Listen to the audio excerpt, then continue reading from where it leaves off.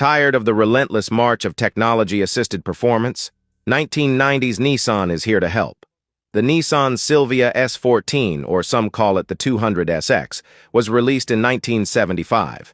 It was equipped with a SR20DT 2-liter turbocharged engine, pushing out 197 bhp stock.